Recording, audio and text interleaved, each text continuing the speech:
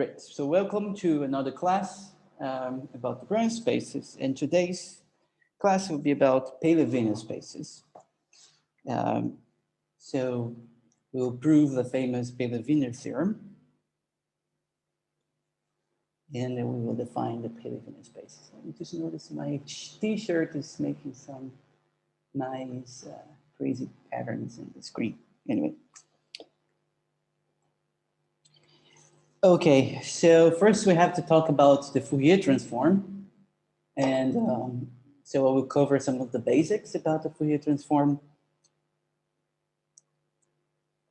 And then I will define the Paley-Wiener spaces. So say you have a function in L1 on the line. So we define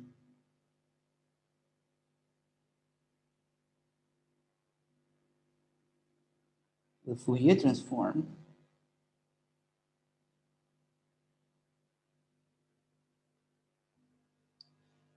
of f by using this hat notation.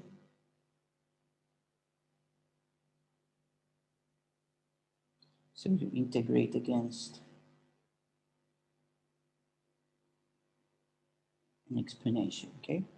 And in this part, I will diverge a bit from the book. The Branges book uses a different normalization here for the Fourier transform. And he defines a Paley-Wiener space using type as I will, but things will be a bit different, but basically the same thing. And then we can clearly see, for instance, if f is L1, then this thing is well defined because, well, the integral converges even if I put the moduli inside. So everything is nice. And you can show that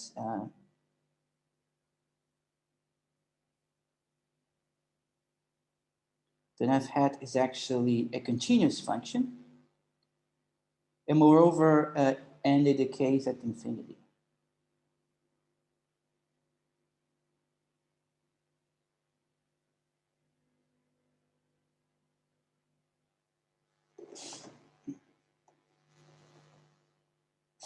Okay, meaning that when absolute value of xc is very large, then the value of the function is very small. Okay, and this decaying at infinity is one thing. This is called the Riemann-Lebesgue lemma, and something easy to show if f, for instance, is a finite linear combination of indicator functions of intervals, because then you can just compute explicitly what the Fourier transform of an indicator function of an interval is, and that will be just a sinc function, a sine divided by sine of x divided by x, so a translation of this thing, of this stuff, with perhaps a modulation. And for those functions, it follows that they decay at infinity, and then you do an approximation argument, and then you can show that. So that's the, so when you write it, that's what's called the Riemann-Lebesgue lemma.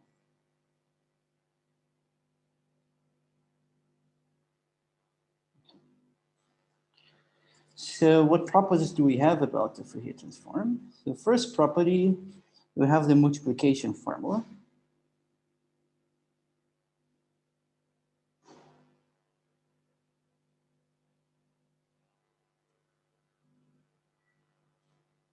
Okay, so what's the multiplication formula? If have f and g built in L1, then integral of f hat g equals integral of f g hat. So that's the multiplication formula.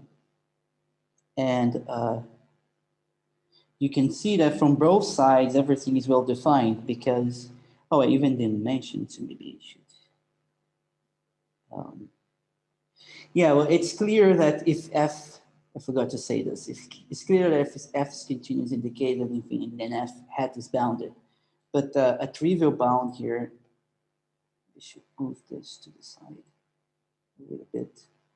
A trivial bound here is that if you take the L infinity norm, the supremum of f hat, you can just move the moduli to the inside, and then that would be bounded by the L1 norm of the function. Okay. So in this way, if I integrate f hat against g, well, g is L1, and f hat is bounded. So I can integrate this. This is well defined. This is also well defined, and there is an identity here. And this identity here is easy to show, and it's just an application of Fubini's theorem.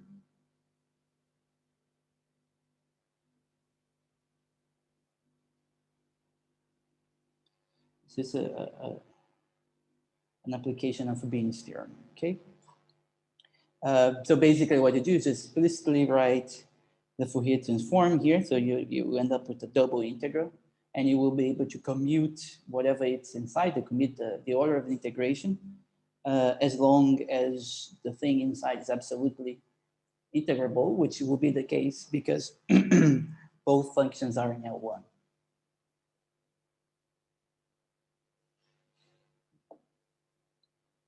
Another nice thing about the Fourier transform is in terms of the convolution operator.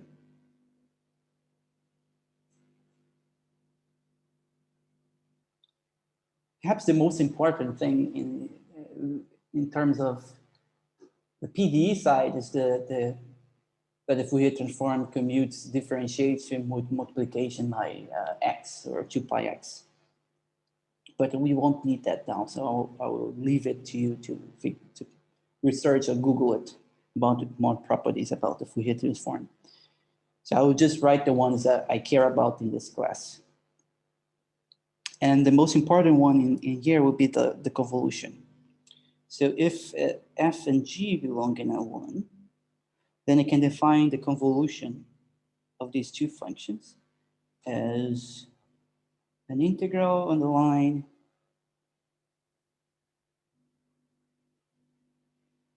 ds, okay? And then you see that the convolution is convolution of f with g is equal to convolution g with f, which is just a change of variables. And this is also well-defined function in L1. You can see that, again,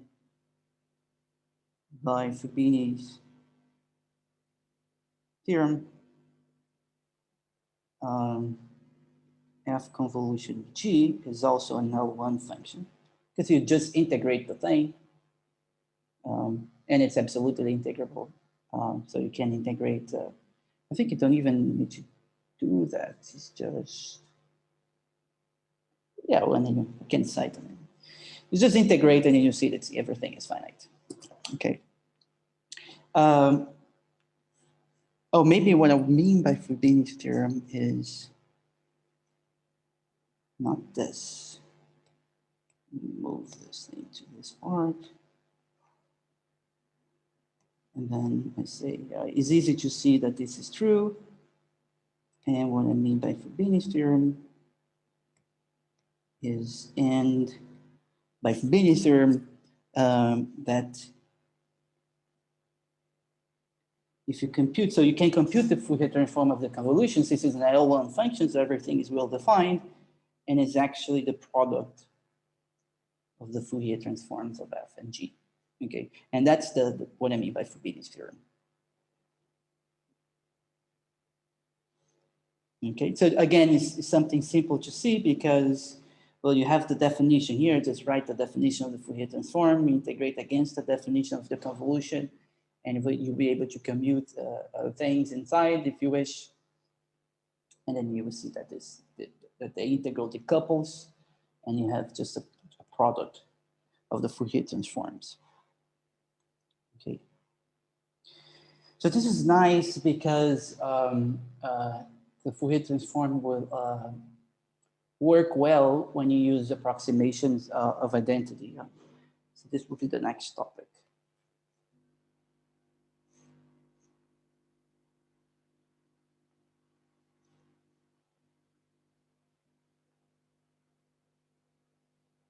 So what I'm doing here is a bit more like harmonic analysis in the style of, let's say, Stein and Grafako's book, let's say, rather than following the Branges book, which is more like functional analysis kind of feeling.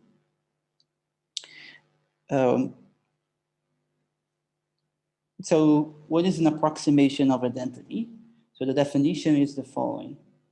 So let's see, phi epsilon be a sequence of functions in L1 with the following properties. Property 1,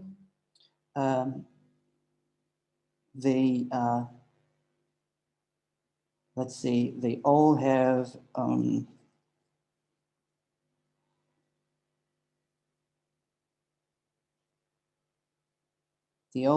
a bounded, let's say, L1 norm to the integral is always 1. And 3, that if I integrate outside any neighborhood of the origin, so outside, let's say, minus capital X to capital X, and I integrate this guy, so maybe I should oops. To write it like moduli of X greater or equal and some capital X, then this actually converges to 0 as epsilon goes to 0. Okay. An example of this stuff is, for instance, the Poisson kernel.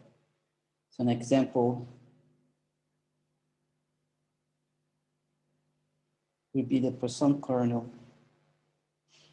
that we saw several times, y over pi, and then t squared.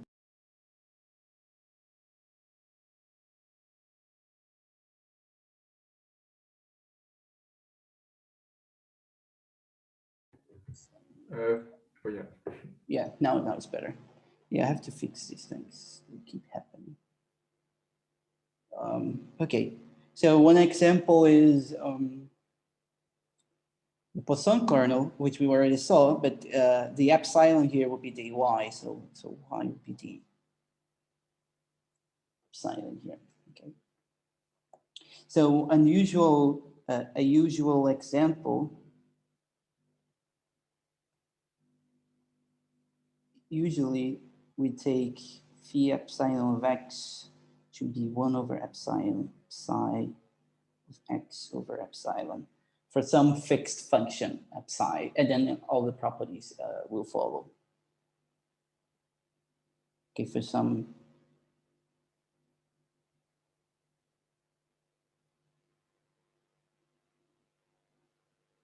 with mass 1. Okay. So what's nice is that we have the following theorem, which I want to show. So what we have is the following approximation of identity result, which is if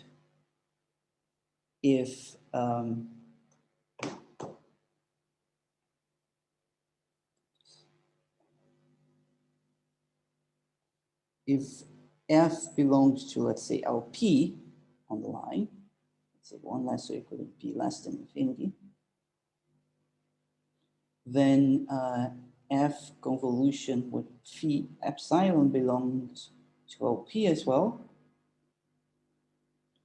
and f convolved with phi goes back to f as epsilon goes to 0. Okay, that's the famous approximation of identity result. We use it a lot in several parts of analysis. So it's always something useful to have in mind. Usually this phi is some function very smooth.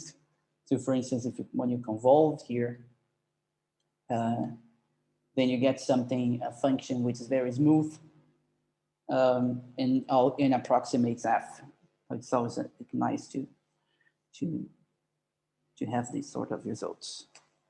Okay. Which is also nice is because, well, if I compute the Fourier transform, if I do Fourier transform, then this would be just a product. Okay, and this function here, you can show by the properties we have, is basically just converging to the identically one function. Okay, so on the Fourier side, I'm just multiplying by something which is converging to the constant function equals to 1. And sometimes it's even converging monotonically if you choose the approximation of identity nicely. So this is always a nice property. A nice relation between convolution and approximation of identity and the Fourier transform. So one thing which would be important here is the convolution, sorry, the Fourier transform of a Gaussian. So let's compute that. So yes, so what is the Fourier transform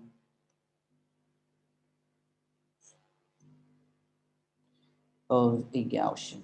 Okay, this is mapped into what by the Fourier transform? Okay, so basically it's a simple computation, but I'll do it. Which the Fourier transform, say, at a point C. Well, that would be the integral from minus infinity to infinity. You just write what it is. It's a function in L1, so I can definitely write it like this. Dx. And then what you do first, well, let's say I change variables to eliminate this lambda here. So I get lambda outside. And then, so I change variables to eliminate this lambda, and then I complete squares. And then I get, so I'm just doing the computation fast.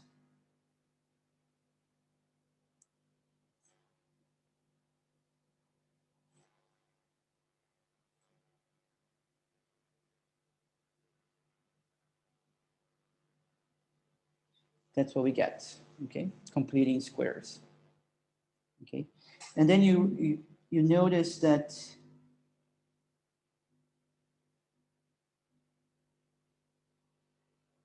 this bit here, this integral, is nothing but just the integral. It's a complex integral, actually.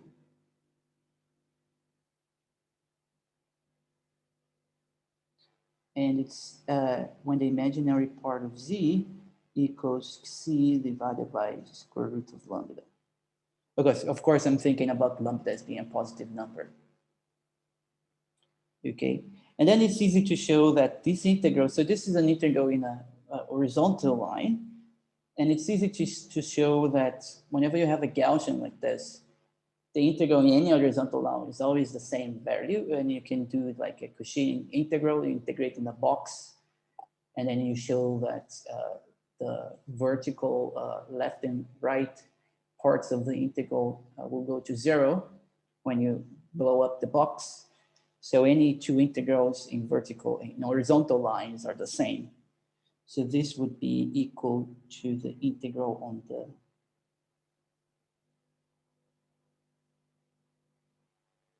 on the imaginary part of z equals 0, which we know what it is. And that's why we choose this normalization with pi times lambda, because this thing is just equal to 1. So now we know what this is. This is just lambda minus a half e minus pi y squared over lambda. Okay. And in a way, the Fourier transform is kind of the unique operator that takes Gaussians like this into those Gaussians here. Okay. In a way, that's the only operator that would do such a thing.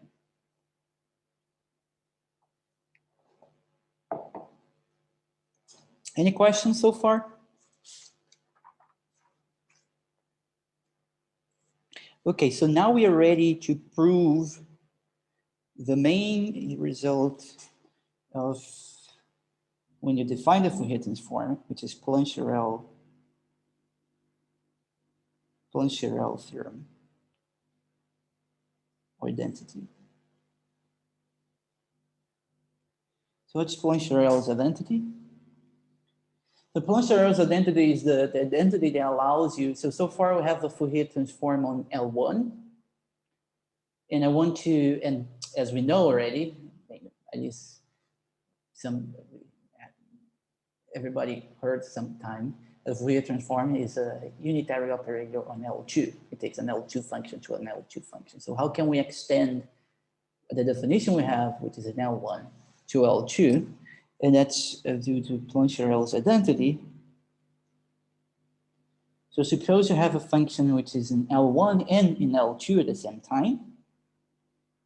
Then I claim that the Fourier transform is an L2 function. Okay, and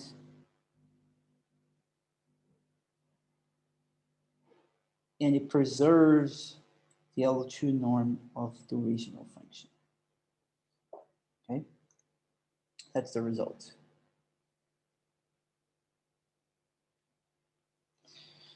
Okay, so how can we do that?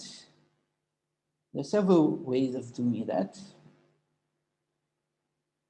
but I'm going to do it using these approximations of identity.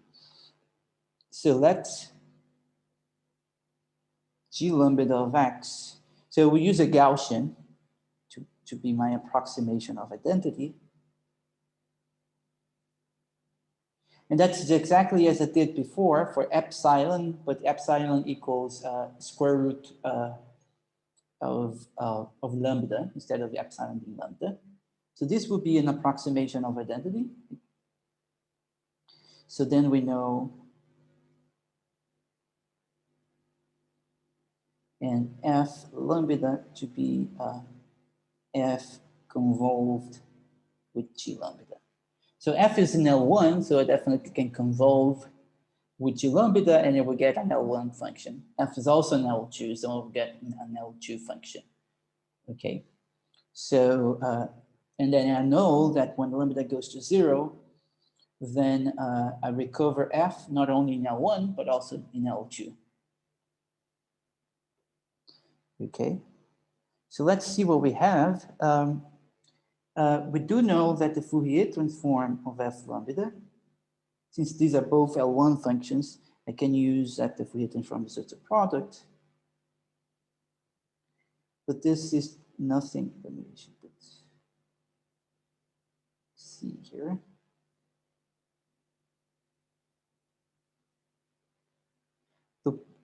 But by the computation we just did with the Gaussian, that the Gaussian does this, that takes this function into this. In particular, it would take this guy and this guy again by the same formula. And that's exactly what I'm doing here. So this would be just this. Okay. So now we can compute what's the L2 norm of the Fourier transform. Okay, it's definitely finite for every lambda positive because, well, I do have here a function which is bounded because f is an L1. Okay, and whenever I have function L1, the Fourier transform is going to be bounded. The sup norm will be less than the L1 norm of the original function. So this is bounded and this is an L1 in LP, any LP. So I can definitely perform this computation. It is finite. But I actually know what this is. This is just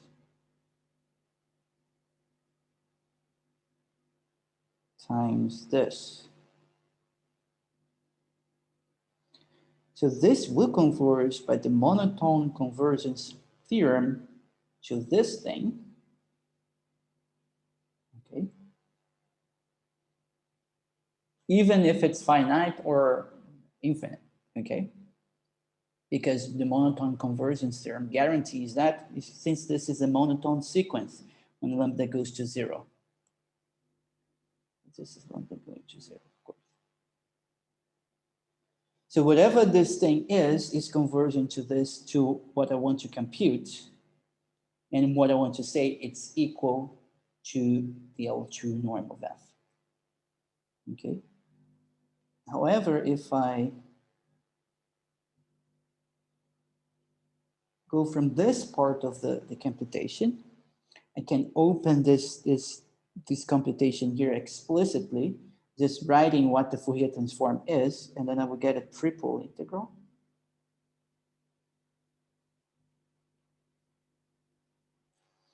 Which would be e minus 2 pi lambda c squared.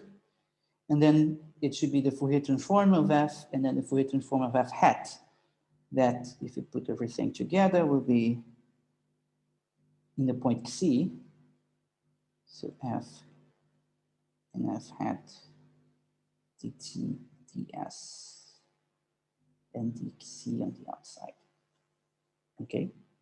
Now, does this computation make sense? Well, yes, because f is in L1, this is in L1, and in the variable c, this thing is in L1 as well. So I can integrate, put the absolute value inside this triple integral and do the integral, everything is finite. So I can apply Fubini's theorem here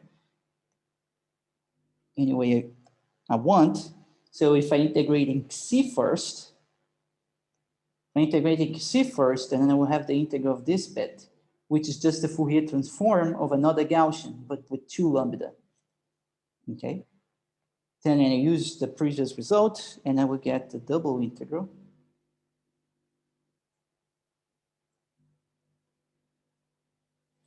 of 1 over square root of 2 lambda e2 minus pi t minus s squared divided by 2 lambda and ft s s bar dt ds.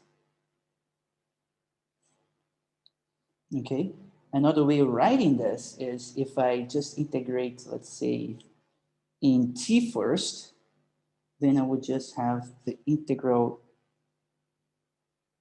minus infinity to infinity of this part here. If I integrate this thing in t, this is just the convolution of f with this Gaussian here. And this Gaussian here is just g, the way I defined, is just g of 2 lambda.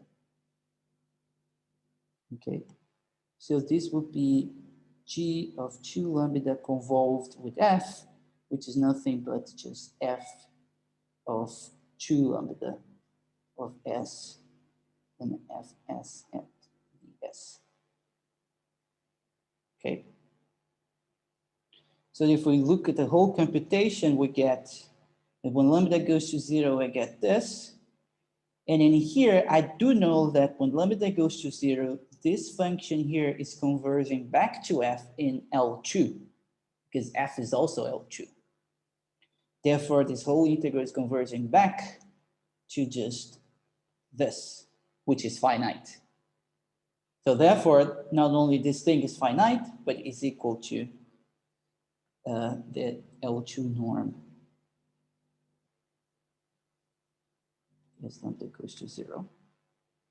Okay, so that finishes the proof of Plancherel's result. So whenever I have f in L1 and L2, then this thing is equal, which is nice because this allows me to extend the Fourier transform to the whole L2 as a bounding operator, because it's densely defined in L2, since the functions that are in L2 that are also L1, for instance, compactly supported functions, these are dense in L2 with the L2 norm, and the Fourier transform preserves the L2 norm in those functions, therefore we can extend it. So we conclude, so f can be, so the Fourier transform can be extended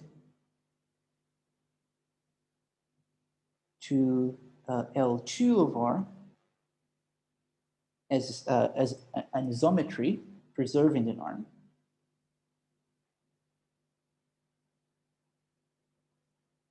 Preserves and it preserves the norm. Okay. So there we go. So then you have the Fourier transform preserving the norm. Actually, the Fourier transform would be a unitary operator because of that, because since it preserves the norm. So I have to compute what's the inversion. What's the inverse of the Fourier transform?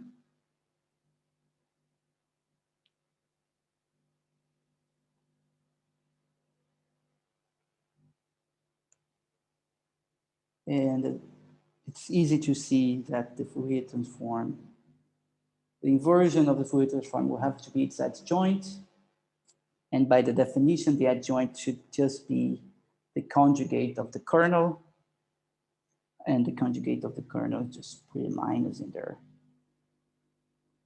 So we define the Fourier transform. The inverse of the Fourier transform is this. And then one can show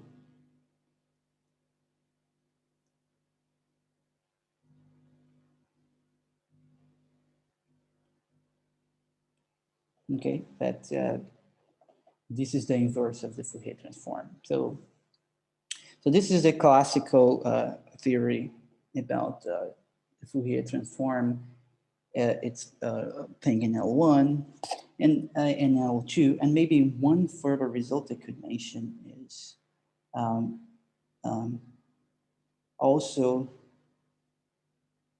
by using the same techniques like convolutions with Gaussian, etc., one can show if f in L1 and f hat is also in L1,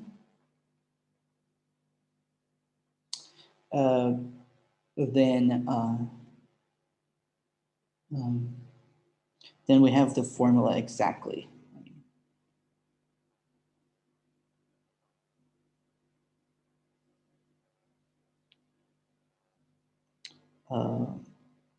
Yeah, this would be the inverse of the Fourier transform.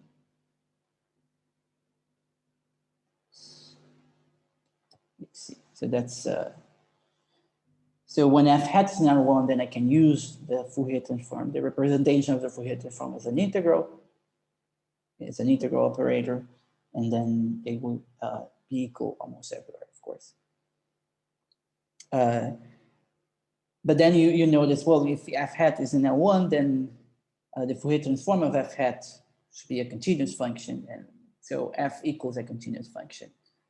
Okay, so if f hat is in L1, that means that the function equals almost everywhere to a continuous function, etc. So f is like continuous and decay at infinity.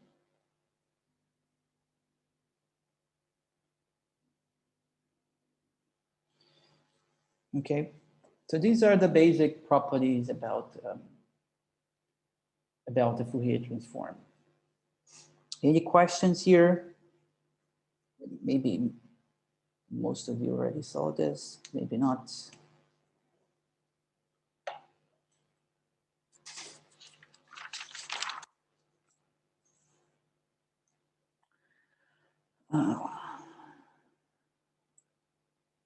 Okay, so now we enter into the world of Paley-Wiener spaces. So what I want to do now is, so classically, the way the Branges do is not the classical way. The classical way, the Paley-Wiener spaces, I mean, it's more or less, it's like 50-50. But the way it's done is, I believe it's more this way, more harmonic analysis way. With this approximation of identity and so on. So, okay, so now we can enter into the Paley-Wiener spaces. So okay, so let me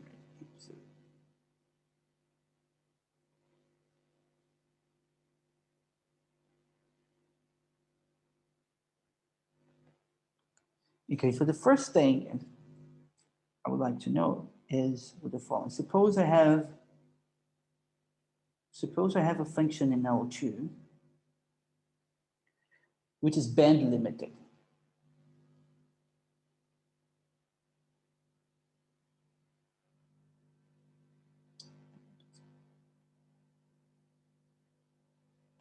Okay.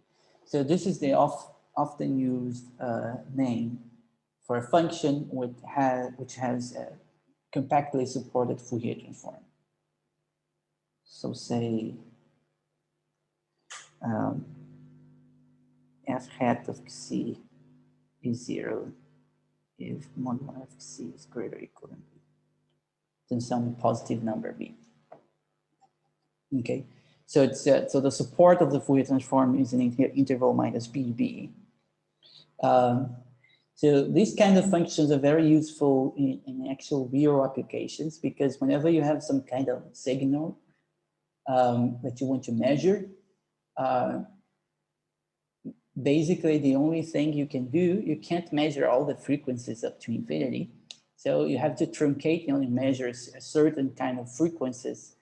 So what you're really doing in the mathematical way is just to approximating your signal by a function which has a compactly supported Fourier transform. So these are very important in applications as this class of functions. And if you have a function like this, then we definitely have Fourier inversion.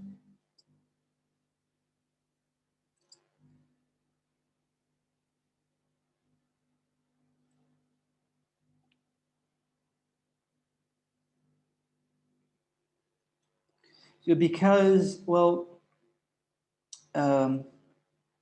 f hat being supported in an interval, f hat is L2, but any LP function is locally L1.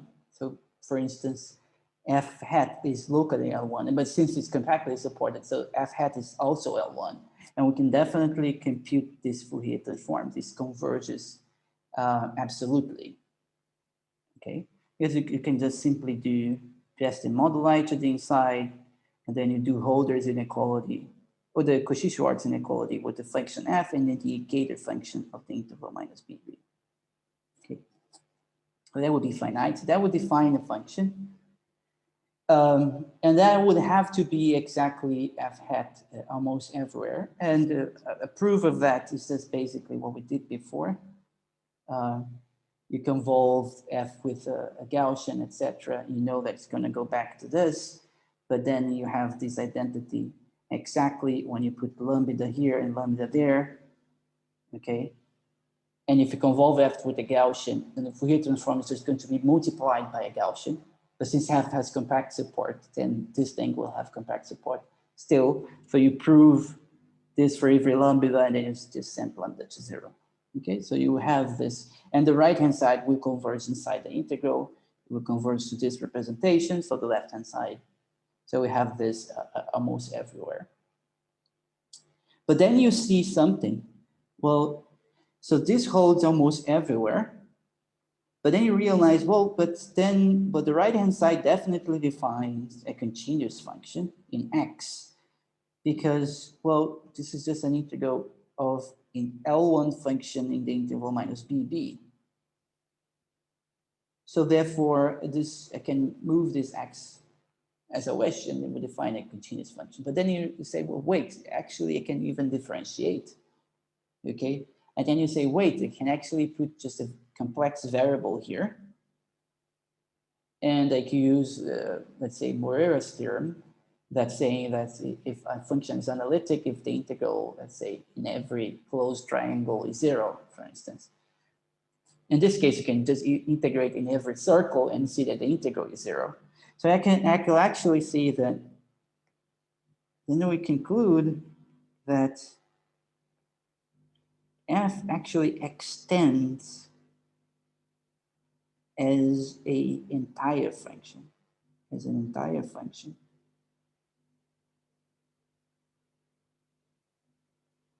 which has the representation,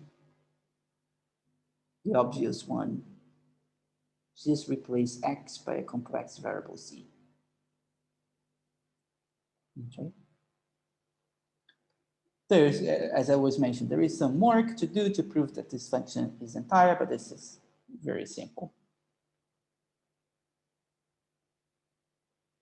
Okay. So this is an analytic function, the whole complex plane. And what else we have about this function? What other property stands out? Well, if I do try to compute how f grows, which is often one of the most important properties about an entire function, how it grows. I can just move this moduli to the inside. And when I pass the moduli here, let's just move the moduli up. Let's just be reckless and just put things like this. Okay.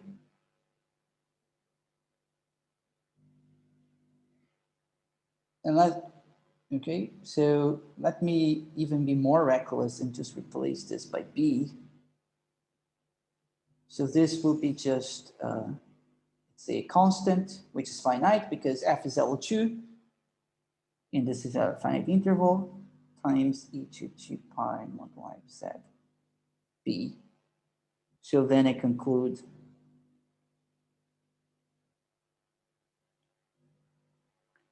that if I take the limit, let's say lim sup of the log of the moduli and divide by z, as z goes to infinity, that is less or equal than 2 pi e. Okay, so the function has a certain exponential growth, and this exponential growth is bounded by 2 pi times the b, or if you want, pi times the length of the support of the Fourier transform. Okay. So, and this is what is called the function of exponential type. So f has exponential type at most 2 pi b. So again, a function of exponential type in general is this entire function that satisfies, so maybe right here. So a function of exponential type, let's say an entire function.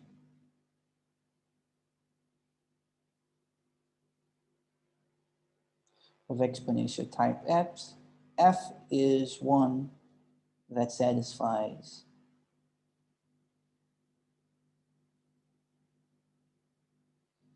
the lim sup of the log, the moduli, maybe I should write here.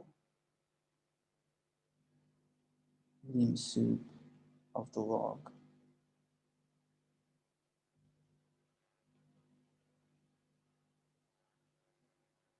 is finite. So that would be a function, entire function of exponential type. Okay. So nice, you conclude that, well, this is very nice. If I have a band limit function, then actually I have an entire function. So the function was just the restriction to the real line of some entire function of exponential type. And we can even bound the exponential type by 2 pi times b. Okay, and then you can ask, well, is this the characterization of a function of exponential type? And that the answer is yes, and that's the Paley-Wiener theorem. So since it's not a theorem in the book exactly, well, the Branges do the Paley-Wiener theorem in a sort of way, but not exactly in terms of exponential type like I defined here. But I would do it in the classical way. So let's f belong to L2 on the real line, and some B positive. So the following are equivalent.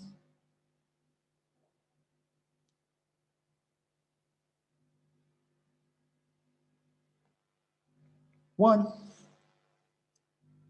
F hat is supported in the interval minus BB. Two, F extends as an entire function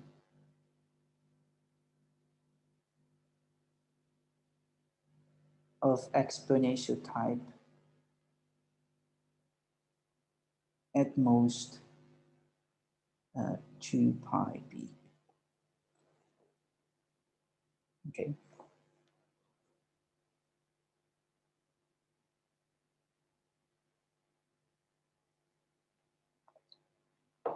So let's see the proof. The proof of this theorem is very nice. It's very, I will present the proof which is very clever, which is the proof that I first saw when I was studying this in my PhD. So proof. So we already saw one, which is 1 implies 2. Check. We just did that.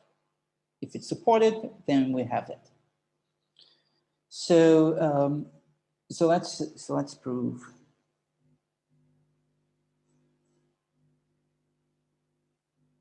Two implies 1. Okay. So step 1. Do I need to show this?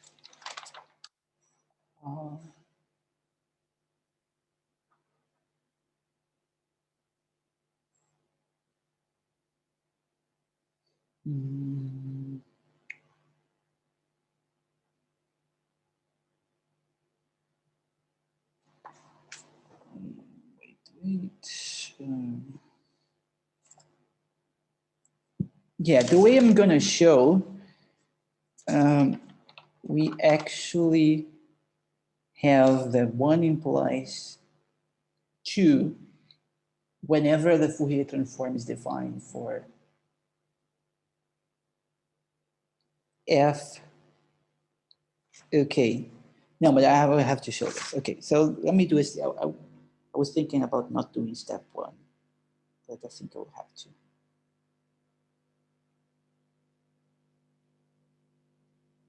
So step 1 is we can assume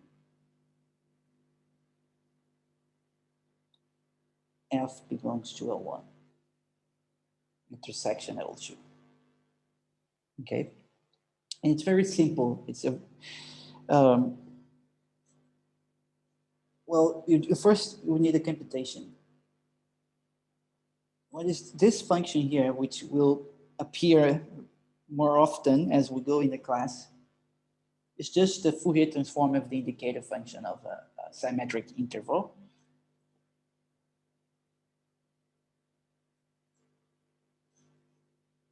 Dt. Okay, if you compute that, you will see that you get this sinc function. Okay, so in particular, this would be like a function, as we saw, a function of exponential type at most 2 pi epsilon. Okay, but that's why this 2 pi epsilon shows up here. If you write the sine function as a difference of 2 exponentials, you can clearly see that the sine function has an exponential type at most 2 pi epsilon. Okay, so but the epsilon is very small. Okay, so if I and also you can see something if from the definition I wrote here, an entire function of exponential type at most is a function that satisfies this. In particular, if the product of two functions of exponential type is of exponential type, and the exponential type would be at most the sum of the exponential type of each term. Okay, so if I just multiply my function f by this guy, I will increase the exponential type just by a little. So that's what I'm going to do. So if I define f of x by f of x and multiply by this guy, okay, then now this guy belongs to L1 intersection L2. Well, first of all, since this is a bounded function, it will still remain a function in L2 and then take the product. But if we integrate, then we can just apply Cauchy-Schwarz inequality. Then we get the L2 here, and this function is also L2. But this is nice. And the type, I should write, so define what the type is. So this the type function.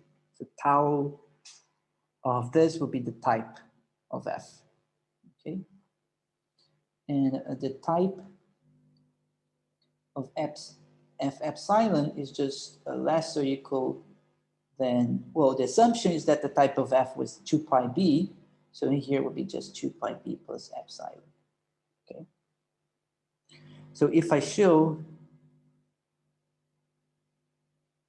the f epsilon of x is 0 in, let's say,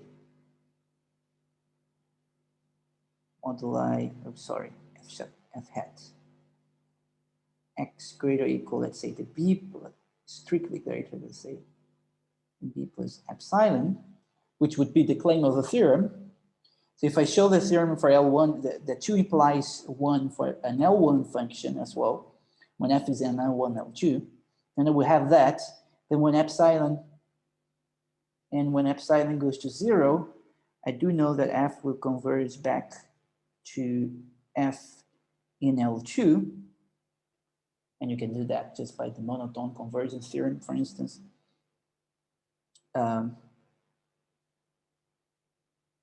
And so we need to have that f hat is 0 when x is greater than b, okay? So I can definitely assume that my f is in L1, okay? And it also 2 implies 1 would also work for other things.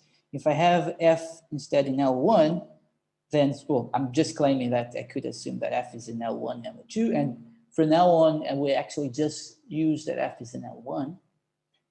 But Fourier transform is also defined for LP, for p between 1 and 2, not just for 1 and 2. So 2 would imply 1 also for those cases by the same trick. Just a side remark.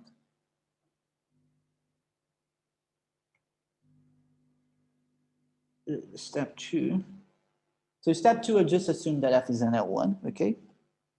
So let f belong to L1, and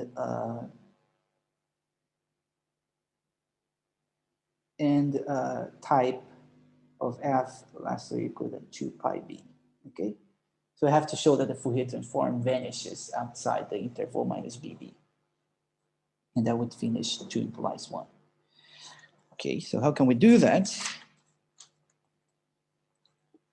Then we'll have to define this auxiliary function here, which maybe I'm not using g. Maybe let me use capital F theta of z.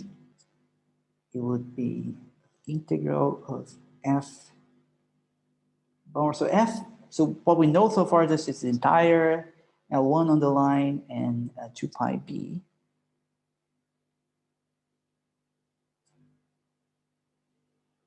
So we'll define this guy here, okay?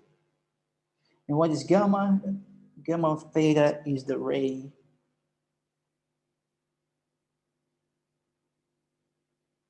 okay? So the picture here is the following. You have, I can use,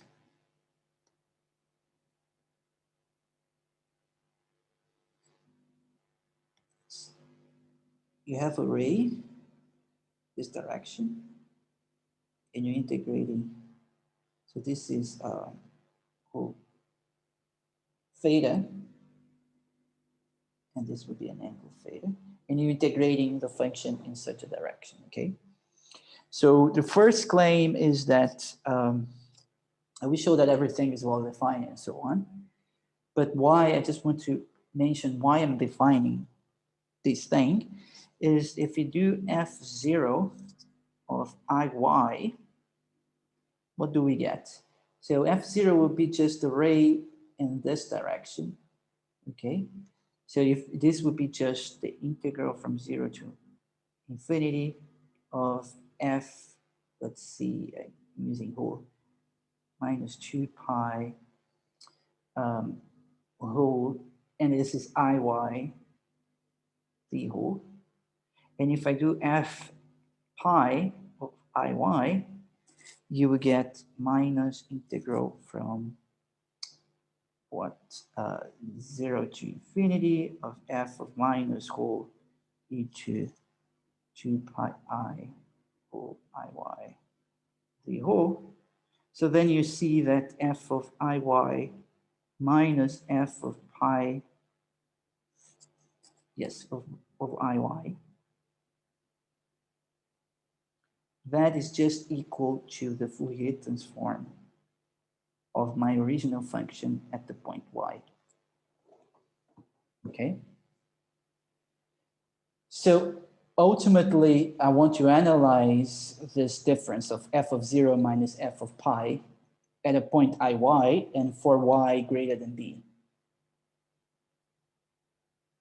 Moduli of y greater than b. So these integrals in these rays will help us with that. Okay, so first,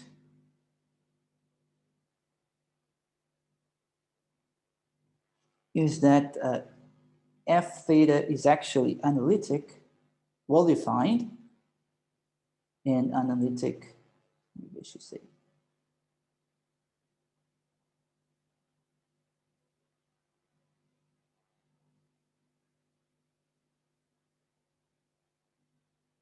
In a certain half plane, which we'll denote by h theta, which would be the z, x plus iy, such that x cos theta plus y sine theta is greater than b.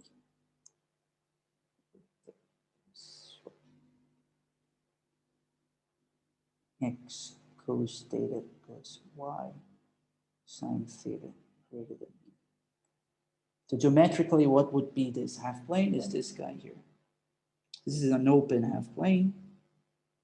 That's why I draw this circle here. So that would be h theta, and this circle will be a circle of radii b. Okay. So what I'm claiming is that my function is analytic in this half plane. Okay. So let's see why. So to show this, basically, if you look at the function as a function of z, well, this thing is analytic as a function of z.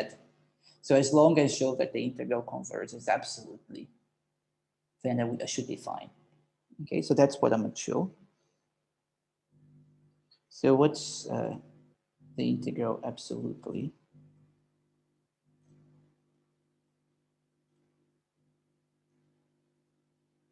Two pi bar z. Okay, so it should this here. So that will be what? So that would be the integral from 0 to infinity of moduli of f whole e to minus I theta. And then we have to compute this. But this thing here is omega bar times z. So what is omega bar? Well, omega, yeah, it looks like an omega, but my W looks like an omega anyway. So this guy is e to minus I theta times z. And I have to take the real part because this is an exponent. So this is going to be what? This is going to be exactly x cos theta plus y sine theta. Okay, which is bigger than b. Okay. So I can definitely put this thing here, E2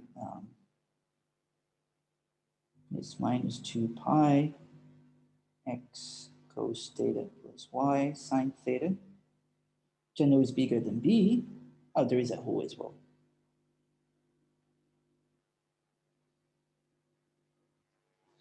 And then I use the fact that the function is of exponential type.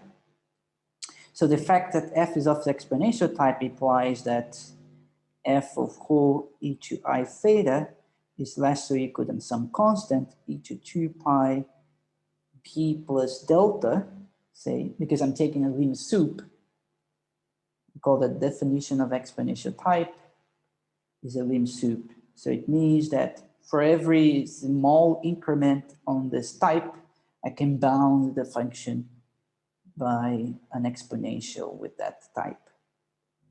So just, and the type is, the exponential type is almost p. So for every delta, I can find a c delta for every delta.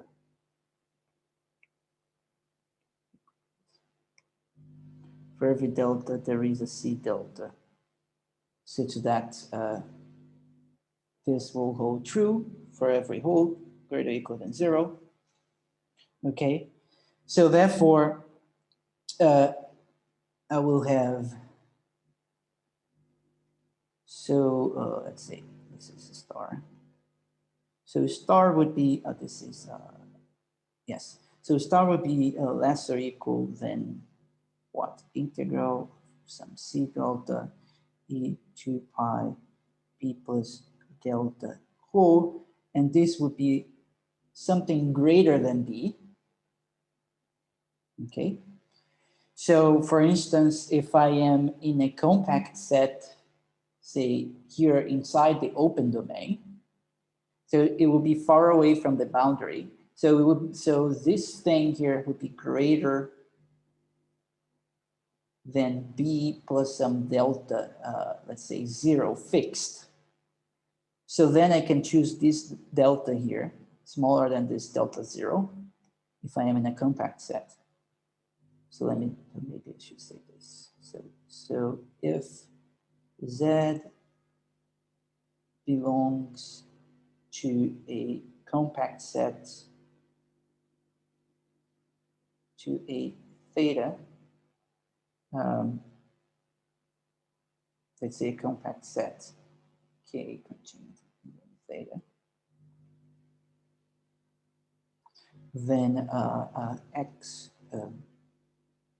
x cos theta plus y sine theta could be greater or equal than some b plus some delta naught. And if delta is less than delta naught, then I will have here 2 pi whole b plus delta naught d whole. And now this whole thing will integrate because this would be c delta integral. So this is 0 to infinity. The b's will cancel, and then you will have e to minus 2 pi whole delta naught minus delta, and this is now positive. So this is finite. Okay. So bottom line, the integral converges absolutely. And if you are inside a compact set in this open half plane, and everything will work nice. So now we have a function which is analytic. And the second observation is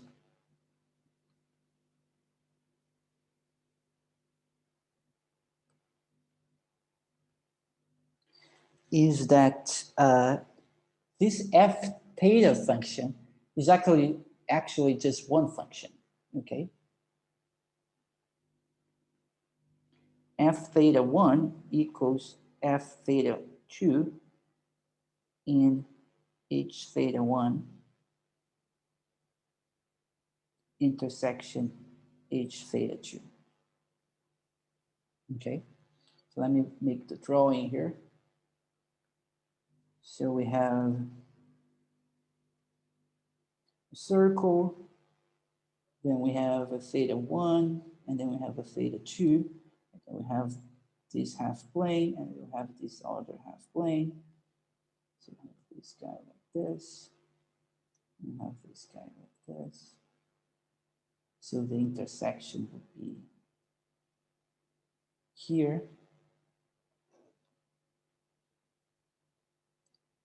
And then you see that in the intersection, I'm far away. I'm far away from the boundary. Sorry, I'm far away from this circle here. Okay, because there is this distance, this bit here. Okay, so what you can do is you can do a counter integral here. So I want to prove that these two functions are equal there. So what I can do is the following. So 0 would be what? 0 would be the integral theta 1. So what I want to do is the following counter integral. I want to integrate counterclockwise. So that's supposed to be this, and then I go like this, and then I go back. And this would be something of radii r, and this would be an arc. Okay. So this would be the angle, this would be gamma theta 1, and this would be minus gamma theta 2. Again, this would be an arc. Okay, I want to send r to infinity. So I should say, so I should truncate this, let's say, intersection, a ball, a disk of radii r. That would be the first integral. Then I have an integral in the arc. And then I have minus the integral on gamma 2 intersection of disk of radii r. Yeah, we should denote the disk like this. Okay.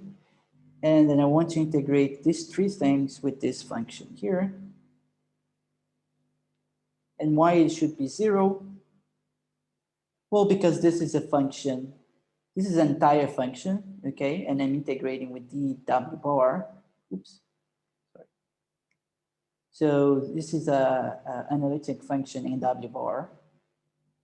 This thing here is an analytic function w bar. So when you integrate with the dw bar, this is exactly the same as Cauchy's theorem. Another way of seeing that is just pulling this bar out. And then you have this f star here, and f star is an entire function. Anyway, this is easy to see. Sorry? Yes. Good. What's my question from understanding? So what we're doing right now is to prove that f of theta 1 equals to f of theta 2 in this intersection. Yeah, where is defined? Because, yeah. Okay. So the f theta is only defined in this half plane, okay? Yeah.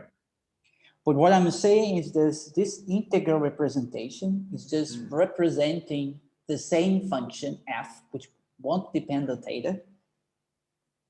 Okay, and this function f would be defined outside this circle. Yeah. Okay, so we have to prove that in the intersection they are the same. Yeah. Okay, I just wasn't sure if this is what we're doing right now. Yeah, that's what we're doing. So to prove that, what I'm saying is I want to do a counter integral. So the that's fine. Property of f is an integral in this direction. So, okay, so let's integrate in this direction, come back, and then integrate in this direction. Then I will have the definition of f theta 1 and then the definition of theta 2 in the same equation, let's say. And then by Cauchy's theorem, let's should say.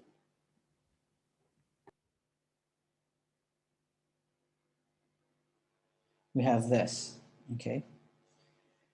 So then this says, so when I send r to infinity, I will get that 0 equals f theta 1 of z minus f theta 2 of z plus the limit of the, let's see, this is the arc of radii r and angle theta 1 to theta 2. And then we have this limit.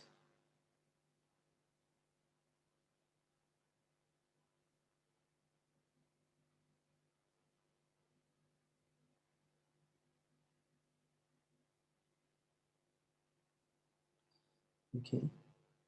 And then in the same way, you can do the same computations I did here. This f is going to be bounded by something like this, only that now I'm integrating in theta, and we have an r here. And in the same way here, we have an r here, but I'm integrating theta. But then this is going to be strictly greater than b, because as I said, I'm going to be outside here.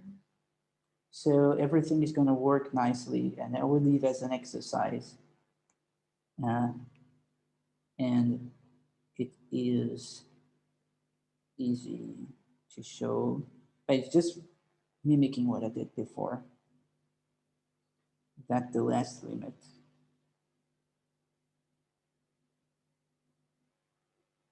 is 0. Okay, and then you have to use the f is of exponential type and so on.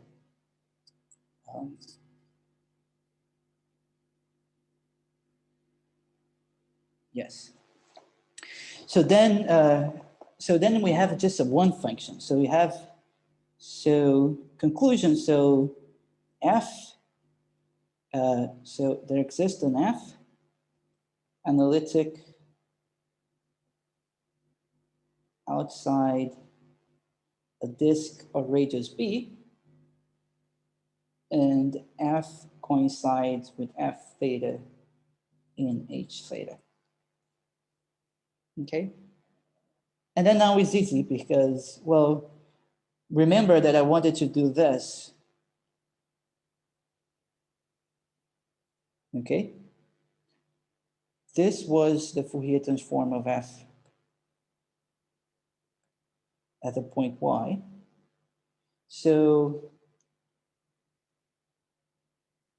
if, let's say, moduli of y is greater than b, then I can definitely do both.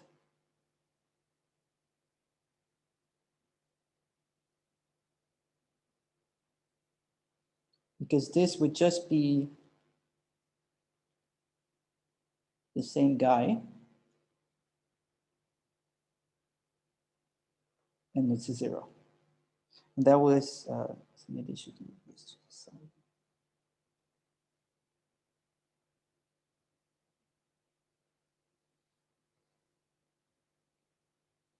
Okay, this was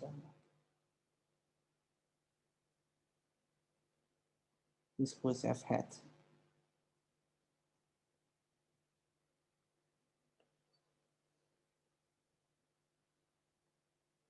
Okay. So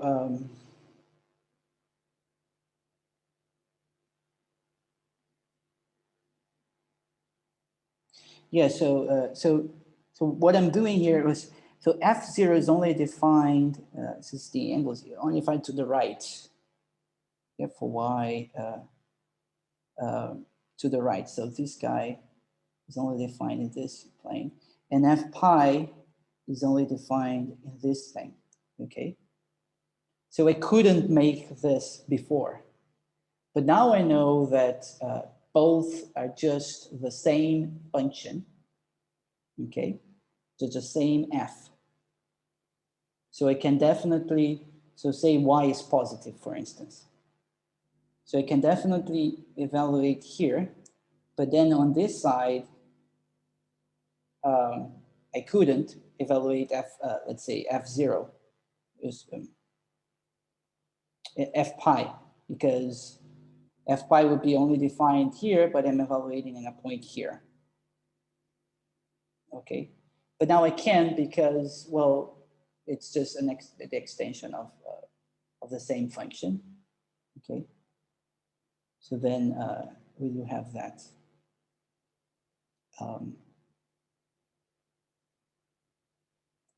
And then we finish the proof. Any questions here?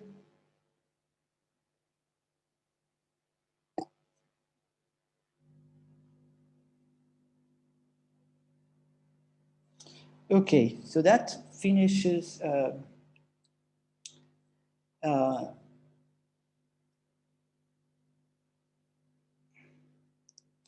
that finishes the Paley-Wiener theorem. So now, yes, almost finished. So I'm in this final 10 minutes, I would just define what the Paley-Wiener space is. So what's the Paley-Wiener space? 2 pi b. Well, it's going to be entire functions. Let me put the left.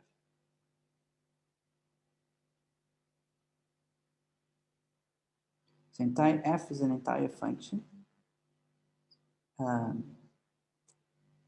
If you restrict to the real line, you get an L2 function, and its Fourier transform, you restrict to the real line, is supported E minus BB.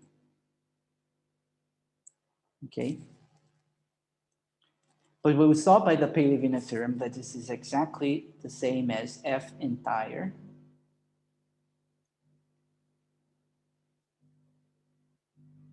Restrict to the real line is L2, and the exponential type of F is less or equal than 2 pi b. Okay, that's in this second definition is the one that people usually use. L2 on the line, entire function, and the type, it symbols 2 pi b. Okay, so that's the Paley-Wiener space. And what's the norm we're going to put on this is the L2 norm, of course. Yeah, so the inner product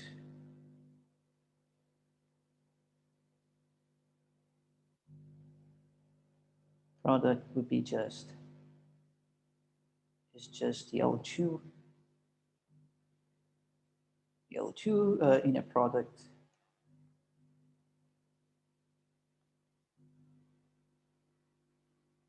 the usual L2 inner product. And then by the Paley-Wiener theorem, we see that, well, the way we're defining is just as a map. If I take any, let's say, H in L2 of minus BB, and I map to the function integral just by Fourier transform, then this guy will belong to the Paley-Wiener space at 2 pi b, and this is a isometric isomorphism.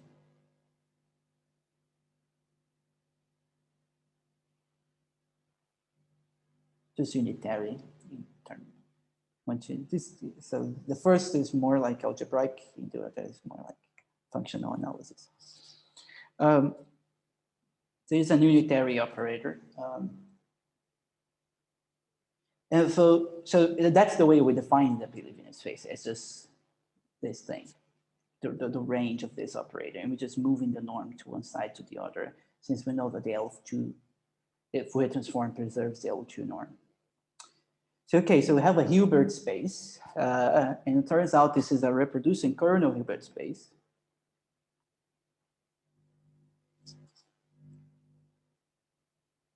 So the kernel of the Paley-Wiener space is the sinc function.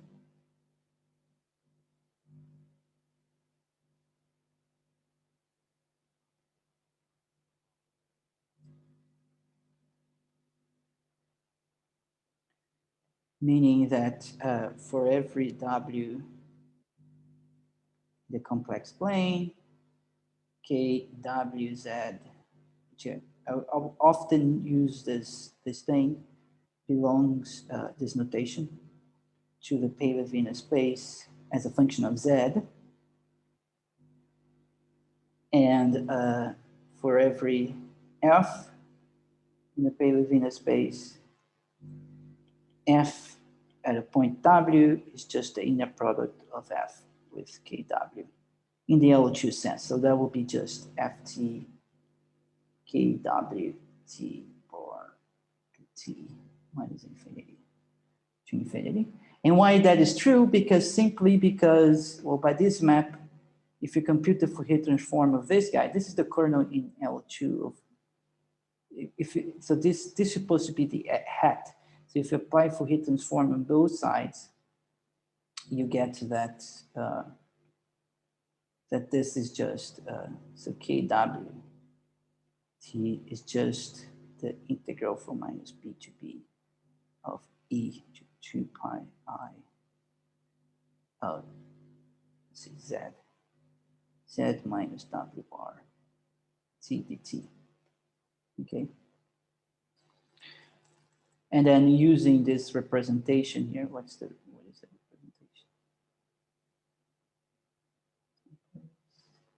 Yeah, using this representation here, you just apply the multiplication formula, move the Fourier transform to this side. The Fourier transform of this guy would be the sinc function. Okay, the kernel function I just wrote.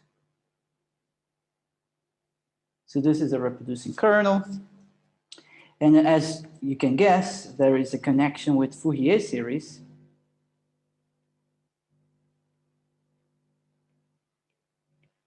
Because, well, any function h in L2 of minus bb has an expansion convergent in L2.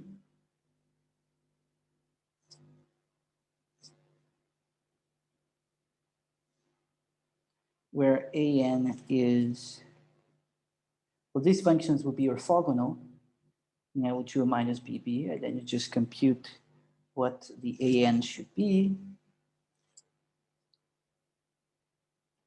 And they should be what? Divided by the norm, and the norm is 2b, yes? So this is supposed to be, oh, this is h.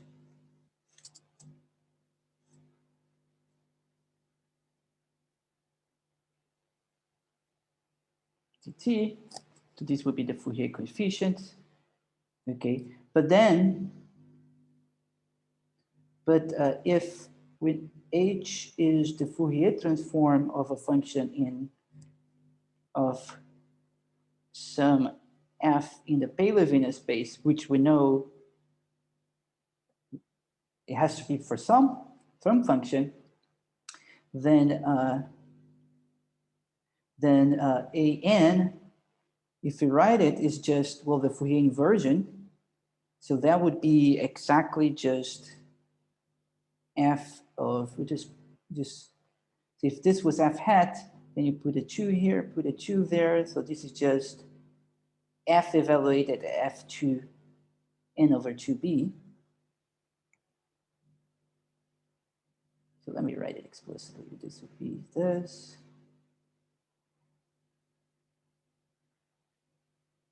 2 pi n over 2b t dt. And this is just f of n over 2b, 1 over 2b. Okay. And then, well, since this converges in L2 of minus bb, okay, and this map here is isometric, then this, if I represent, then I get a representation for f in the Paley-Wiener space just by the Fourier series. Then I know that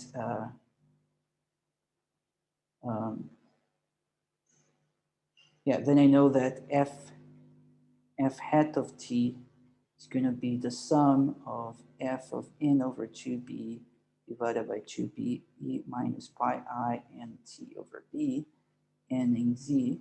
And this converges in L2 of minus bb. Okay, then I can just use Fourier inversion. Then by Fourier inversion, because I have convergence in L2, so I can use Fourier inversion.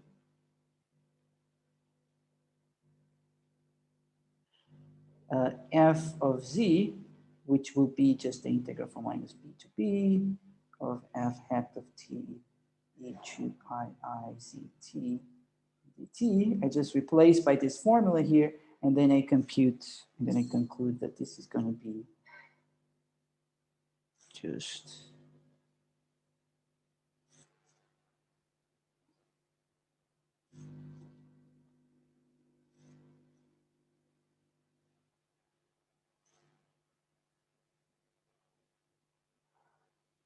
yes.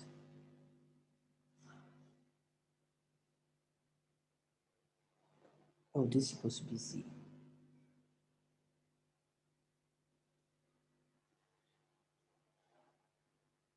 Yeah. So note what I have here is just basically the reproducing kernel here, but some translates of it. And I have an extra 2b here, which I don't have in the reproducing kernel. So you can write this as, and also note that if you evaluate k of w, say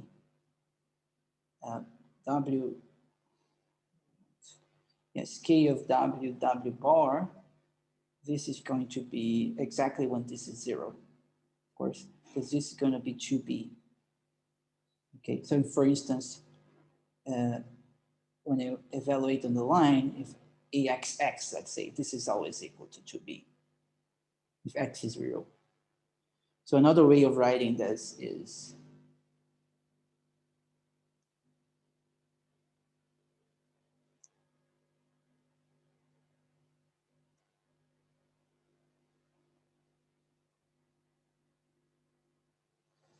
to be. Anyway, this is just an alternative way, which we will see will pop up in the Branch space theory as well. But anyway, this guy here, this formula here is called, it's a very important formula in information theory, and it's called the channel Whittaker interpolation formula.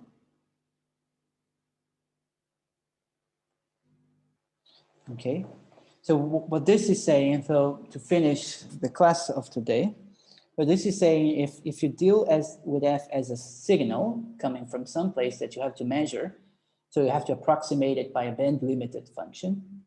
Since we have this, we can simply sample the signal at some points.